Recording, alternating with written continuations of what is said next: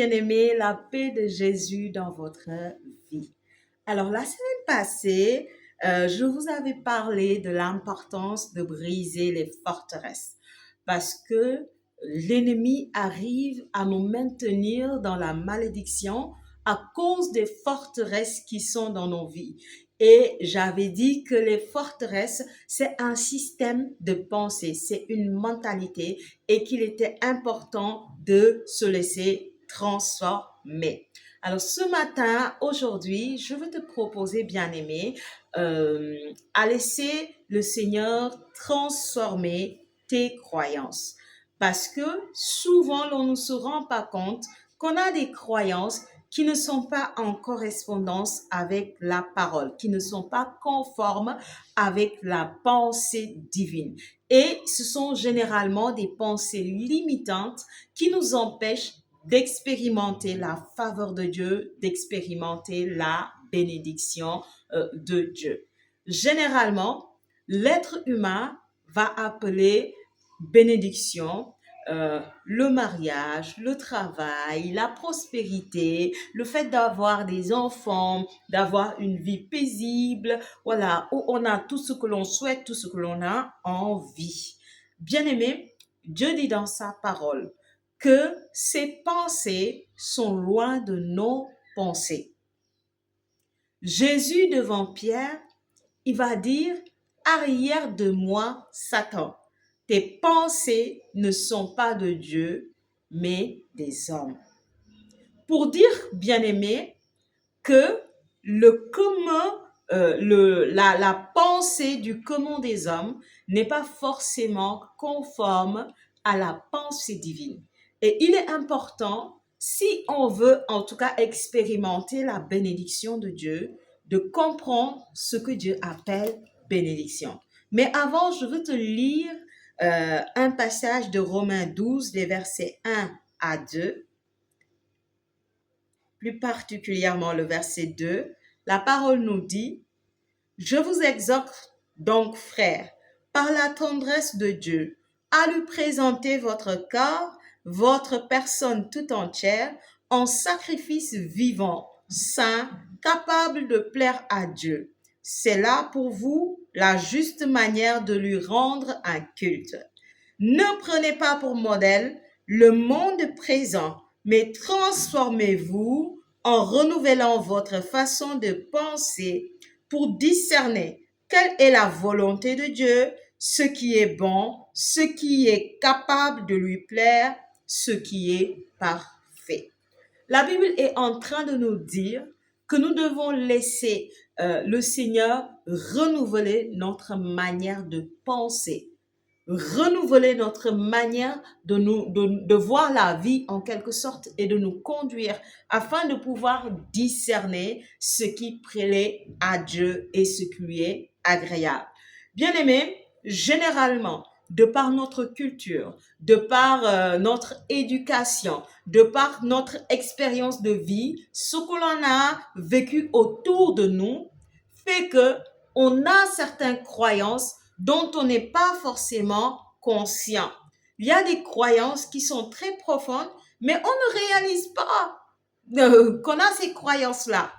Je sais pas moi quel exemple je peux donner. Par exemple, quelqu'un qui a l'habitude d'ouvrir le robinet et puis l'eau coule, tu ne réfléchis même pas à ça parce que tu sais que dès que tu ouvres le robinet, l'eau coule. Tu as la foi que si tu ouvres le robinet, ça va couler. Et donc, si tu ouvres le robinet et que ça ne coule pas, pour toi, ça va paraître bizarre parce que c'est une situation anormale. Pourquoi? Parce que tu ne réalises pas que tu as une croyance de si j'ouvre le robinet, l'eau va couler. Pour vous dire, bien-aimés, c'est un exemple tout bête, j'ai envie de dire, mais pour vous expliquer que, bien-aimés, il y a des choses qu'on a tellement expérimentées dans notre vie qui semblent être des évidences, or qui ne sont pas forcément en accord avec ce que Dieu nous dit dans la parole. Voilà pourquoi Saint Paul va dire que ceux qui marchent avec Jésus, ceux qui ont accueilli Jésus-Christ de Nazareth, Ils sont nés de nouveau, ce sont de nouvelles créatures. Bien-aimé, tu as besoin d'être transformé par la parole de Dieu. Tu as besoin d'être renouvelé par la grâce de Dieu, d'être renouvelé dans ton système de pensée, mais également d'être renouvelé dans tes croyances, afin d'avoir des croyances qui sont conformes à la parole de Dieu. Je vous donne un exemple de croyance tout bête. C'est le fait de se dire, je ne suis pas capable, je ne peux pas. Si depuis l'enfance, on t'a répété, tu n'es pas capable, tu n'es pas capable, tu n'es pas capable, à un moment, ça entre dans ton subconscient et toi aussi, intérieurement, tu ne crois pas en tes capacités. Et ça, c'est une croyance qui est anti-biblique parce que ne correspond pas à ce que Dieu nous demande de manifester. La parole de Dieu nous dit, Saint Paul va dire, je puis tout par celui qui me fortifie. Et la parole va dire, rien n'est impossible à celui qui croit. Ça dit, bien-aimé, même si quelque chose te semble difficile, dans la mesure où tu as la foi et que tu t'appuies sur Dieu, tu peux déployer ce que tu crois que tu n'es pas capable de faire. Mais pour y arriver, il va falloir que tu laisses Dieu renouveler ta mentalité. Voyez-vous, lorsque Dieu va dire à Abraham qu'il allait avoir un enfant avec Sarah, ils ont attendu pendant 25 ans pour que la promesse se réalise. Mais lorsque les trois anges sont venus rencontrer Abraham et qu'ils ont annoncé l'année prochaine, l'année prochaine, avant cette date-ci, c'est-à-dire le jour où ils étaient, un an après, jour pour jour, Sarah allait déjà avoir son enfant. Voilà la promesse qu'ils avaient faite à Sarah et à Abraham. Lorsque Sarah a entendu cela, elle a ri. Pourquoi elle a ri? Elle a ri parce que c'était impossible. Parce que c'était impossible. Mais comment faire pour passer d'une chose impossible à une chose possible? Bien-aimé, renouvellement de mentalité, renouvellement de croyance. Pourquoi? Parce que ce que Dieu appelle bénédiction n'est pas forcément ce que nous appelons bénédiction. Un être humain, dans la mentalité du commun des hommes, lorsqu'on parle de bénédiction, on fait référence à quoi exactement? À la richesse, à la prospérité, à un bon travail avec un bon salaire, au fait de se marier, d'avoir des enfants, de voyager et d'avoir une vie stable, en sécurité, d'être en quelque sorte dans le luxe. C'est ce qu'on appelle la bénédiction. Mais laisse-moi te surprendre, bien-aimé. C'est pas ce que Dieu appelle bénédiction. La bénédiction, selon la pensée biblique, excusez ma manière de prononcer, la bénédiction, selon la pensée biblique, c'est la diction du bien. C'est le fait de dire du bien.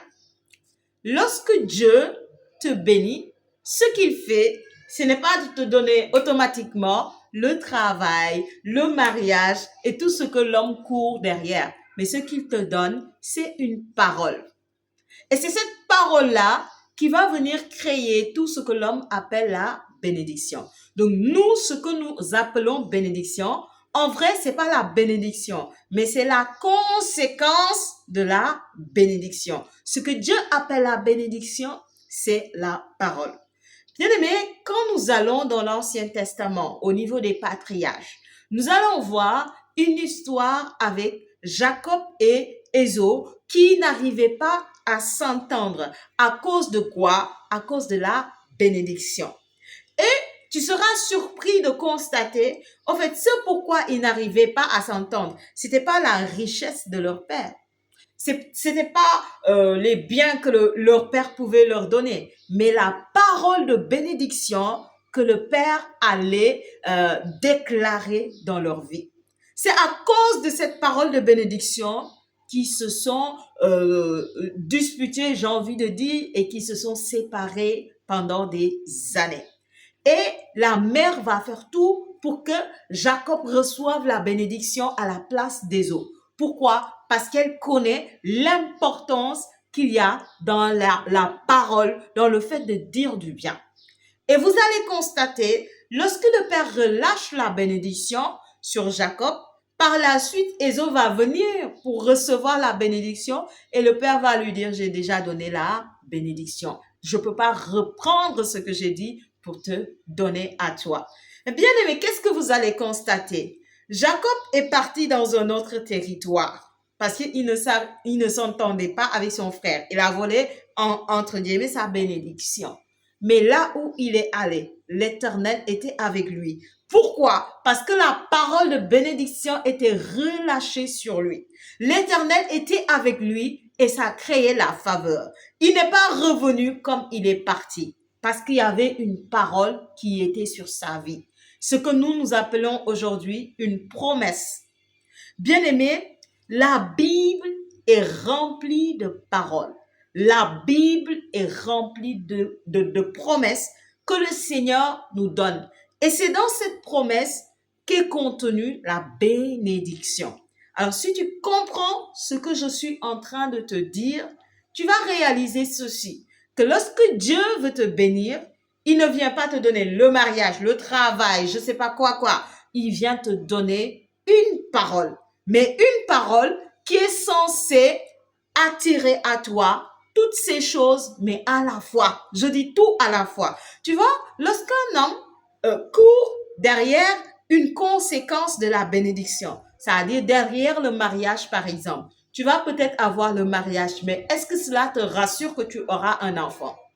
Tu vas avoir le mariage, mais est-ce que le mariage te donnera le travail? Pas forcément. Tu peux avoir le travail, mais est-ce que le travail te donne forcément un travail? Ou bien le mari... Bon, qu'est-ce que j'ai dit? Tu peux avoir le travail, mais est-ce que le travail peut te donner forcément un mariage ou des enfants? Bon, c'est vrai que beaucoup de gens vont dire, si j'ai un bon travail, c'est sûr que je vais pouvoir me marier parce que j'aurai les finances nécessaires. Ce n'est pas faux. Ce n'est pas faux, bien aimé. Tu peux avoir une conséquence d'une bénédiction et puis que ça te crée les conditions pour avoir d'autres bénédictions. Ça, c'est vrai. Mais bien aimé, ce que je veux te dire, c'est que lorsque Dieu te donne une parole qui te fait une promesse, cette promesse crée autour de toi toutes les conséquences de la bénédiction. C'est-à-dire, avec cette promesse, il te donne le mariage, il te donne les enfants, il te donne le travail, il te donne la richesse, il te donne l'abondance. Dieu prend toutes les conséquences de la bénédiction et il le met dans une parole qu'on appelle une promesse divine qu'il te le donne à toi.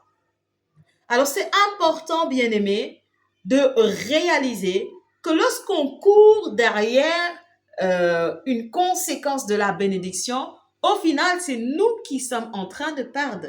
Voilà pourquoi Jésus dit, celui qui veut gagner sa vie la perdra, mais qui accepte de perdre sa vie à cause du royaume la retrouvera. Parce que lorsque tu reçois une parole de Dieu, bien aimé, ce qui est sûr, c'est que tu vas avoir toutes les conséquences de la bénédiction, car notre Dieu est fidèle. Et donc, il est important, bien aimé, d'être au contact de la parole et de se laisser renouveler dans notre système de pensée. Alors, nous allons lire Éphésiens 1, 3.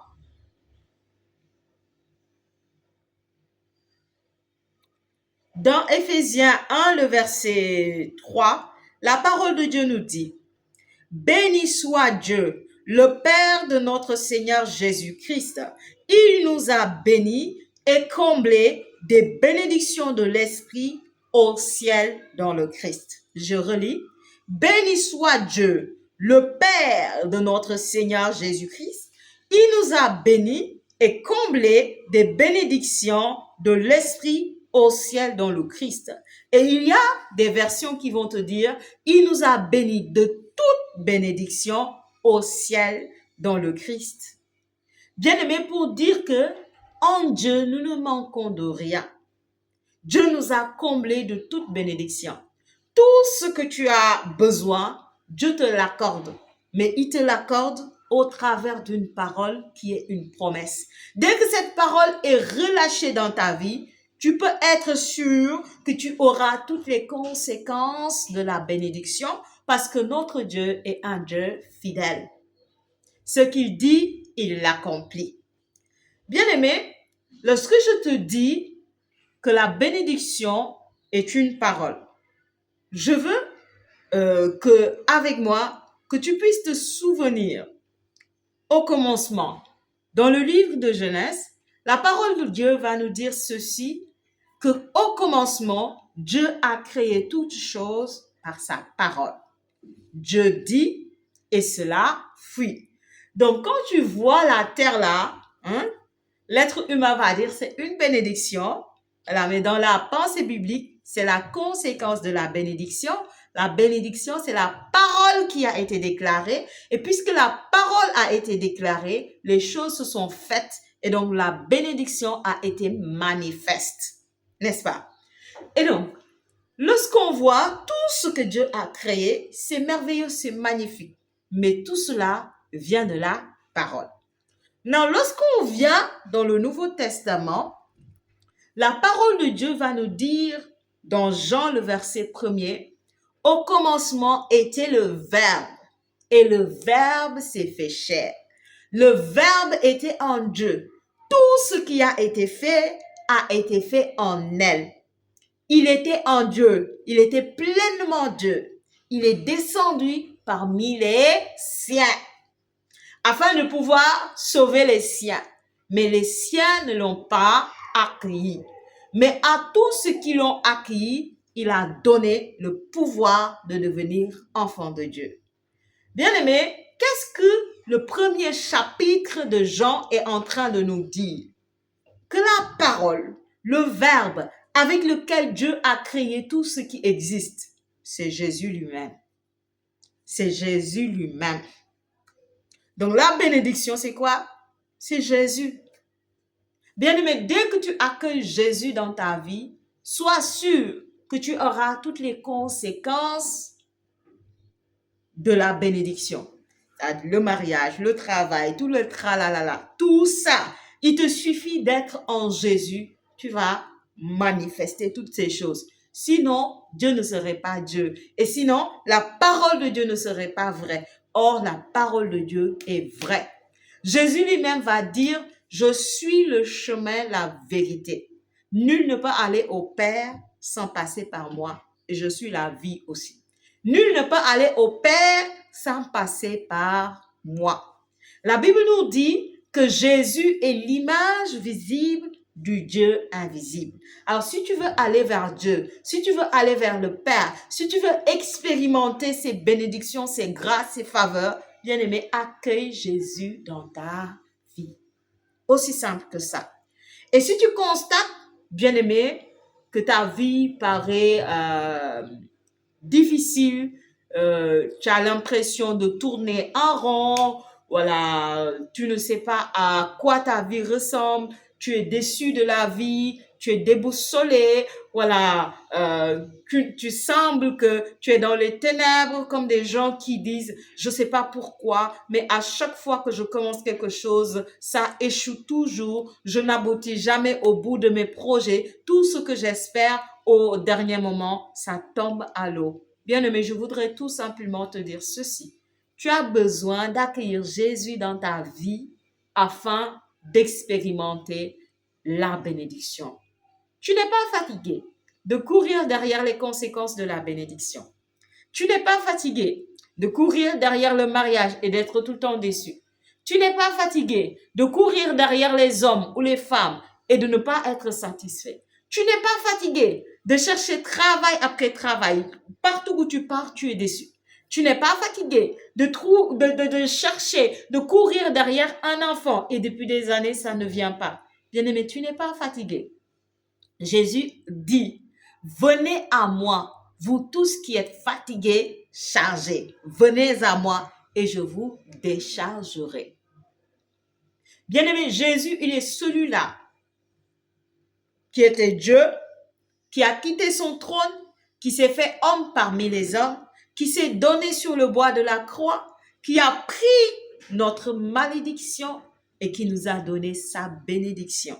C'est pourquoi tous ceux qui l'accueillent, tous ceux qui le reçoivent, ils ont le pouvoir d'être enfants de Dieu. Ils passent en nouveauté de vie et leur vie change. Et ces personnes n'ont plus besoin de courir derrière les conséquences de la bénédiction parce qu'ils expérimentent la vraie bénédiction. L'Éternel relâche sur leur vie une parole qui est une promesse et c'est une promesse qui ouvre les portes de faveur et les portes de bénédiction, les portes d'opportunité, je voulais dire, afin de leur faire expérimenter les conséquences de la bénédiction.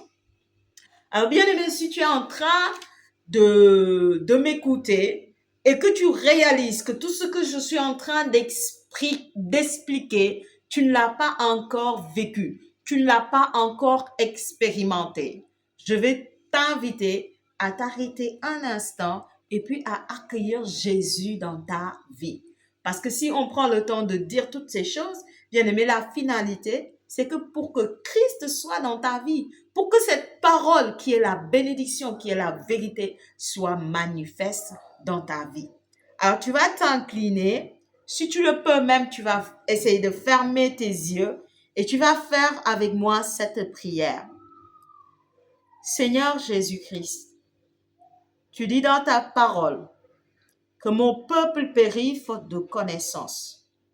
Je reconnais que pendant longtemps, j'ai marché et je me suis comporté selon la sagesse de ce monde. Je me suis comporté selon les croyances du commun des hommes. Aujourd'hui, Seigneur, j'ai entendu ta parole et je viens te demander pardon pour mes croyances qui ne sont pas conformes avec tes croyances ou avec ta parole.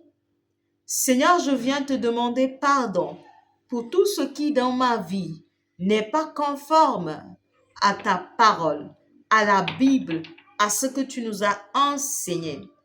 Aujourd'hui, je me repens de mes péchés et je t'accueille dans ma vie comme Seigneur, comme Sauveur et comme mon Maître. Jésus, je reconnais que tu es le chemin, la vérité et la vie. Donne-moi ta vie, donne-moi ta vie, donne-moi ta vie. Remplis-moi de ton Esprit Saint et que j'entre en nouveauté de vie pour ta gloire. Amen, amen, amen.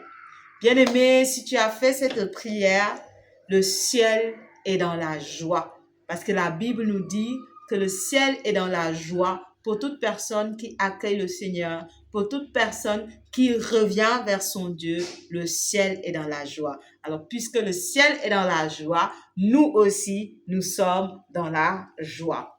Bien-aimé, je vais t'inviter après à aller lire Deutéronome 28, tout le chapitre 28. Tu vas voir comment Dieu relâche des bénédictions à ses enfants, à son peuple, en fait. Dans Deutéronome 28, il y a tellement de bénédictions que l'Éternel relâche pour son peuple, pour dire que nous ne manquons d'aucune grâce, nous ne manquons d'aucune faveur, nous ne manquons de rien. Dès que l'Éternel est là et qu'il a relâché sa parole, bien aimé, c'est cette parole qui va venir combler toutes tes manques. Alors, ce qui est important de faire, bien aimé, c'est de prendre une décision sincère et vraie, de coordonner sa vie avec le Seigneur. Alors, pour tous ceux qui ont fait cette prière, dans les normes, c'est ça. C'est que vous venez de prendre une décision, voilà, d'accueillir Jésus dans votre vie. Et ça, c'est important, bien aimé. C'est la porte de toute bénédiction, de toute faveur, de toute grâce, de toute conséquence de bénédiction. Accueillir Jésus. Mais vois-tu, dans la vie, bien aimé, il y a beaucoup de décisions qu'on est appelé à prendre. Chaque jour, on est censé prendre des décisions. Par exemple, est-ce que je dois porter ma robe rouge ou ma robe blanche? Est-ce que je dois porter le pantalon noir ou le pantalon vert? Est-ce que je dois aller à tel endroit ou à un autre endroit? Est-ce que je devrais cheminer avec telle personne ou telle autre personne? Est-ce que c'est le temps pour moi de me marier, oui ou non? Est-ce que je dois choisir telle branche à l'université ou telle autre branche? Quelle étude je dois faire? On a tellement de décisions à prendre dans la vie et ce sont des décisions qui peuvent nous faire avoir accès soit à la bénédiction ou soit à la malédiction. Bien aimé, quelqu'un qui prend la peine d'aligner ses décisions avec la parole de Dieu, ne soit pas surpris qu'il soit une bénédiction, une source de bénédiction. Quelqu'un qui se perd dans un chemin qui ne glorifie pas Dieu, c'est pas surprenant qu'il tombe dans la malédiction et qu'il tombe en dépravation quelque part. Donc, bien aimé, c'est important d'aligner ses décisions à la parole de Dieu.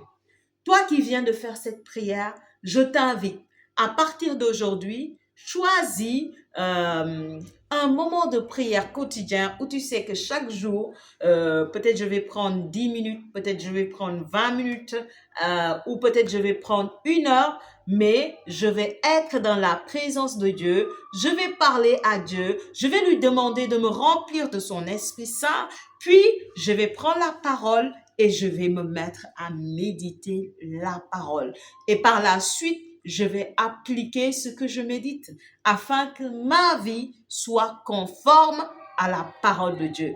Parce que c'est dans ça, bien-aimé, que tu vas recevoir la bénédiction qui est la parole contenue dans la parole de Dieu. Hein? Une répétition, mais c'est pas grave.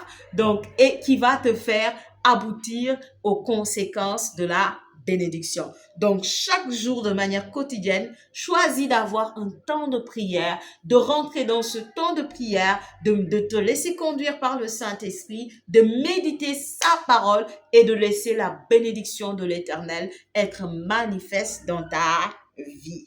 Et la dernière chose, la dernière clé, désolé, ma gorge est sèche.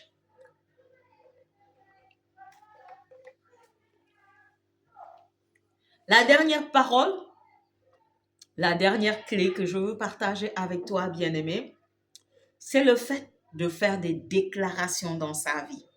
Souvenez-vous, selon la pensée divine, la bénédiction, c'est la diction du bien. La parole nous dit que l'homme se nourrira du fruit de ses lèvres. Si tu as pour habitude de dire des choses qui sont négatives dans ta vie, tu les verras s'accomplir dans ta vie. Mais si tu as l'habitude de dire de bonnes choses dans ta vie, tu les verras aussi s'accomplir dans ta vie. Parce que l'homme se nourrit du fruit de ses lèvres. Dieu nous a créés à son image et à sa ressemblance. Il a déclaré, il a parlé, et ce qu'il a dit fut.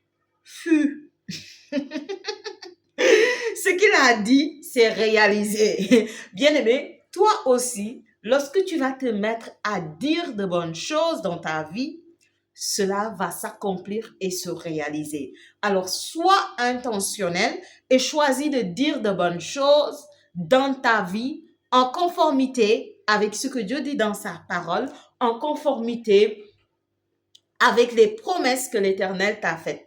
Par exemple, tu veux entrer dans le mariage, mais prie le Seigneur et sois dans la foi que ce que tu as prié, Dieu te l'a donné. Et commence à déclarer, au nom de Jésus, avant la fin de cette année, je me marierai. Au nom de Jésus, avant la fin de cette année, je me marierai. Au nom de Jésus, avant la fin de cette année, je me marierai. Jésus est la parole, le verbe qui s'est fait chair. Et lorsque tu le déclares, bien-aimé, ça s'accomplit. La Bible dit qu'il a reçu le nom au-dessus de tout nom. Peut-être que depuis longtemps, tu as été enfermé comme dans une sorte de prison spirituelle qui te limite et t'empêche d'entrer, de concrétiser le mariage. Prends juste la peine de déclarer. Chaque jour, déclare, déclare. Et alors que tu déclares, médite sur ce que tu déclares de sorte à ce que ça soit une croyance ancrée en toi. Tu prends la parole de Dieu, tu prends les promesses que Dieu dit dans sa parole, tu les médites, tu les médites, tu les médites de sorte à ce que ça alimente en toi la foi et puis tu te mets à déclarer. Tu déclares, tu déclares, tu déclares, tu déclares. Bien aimé, tout ce que tu déclares, tu le verras s'accomplir dans ta vie. Et c'est là que je m'arrête, bien aimé. On se dit à lundi prochain, voilà, pour une autre capsule. Que le Seigneur te bénisse au nom de Jésus. Amen.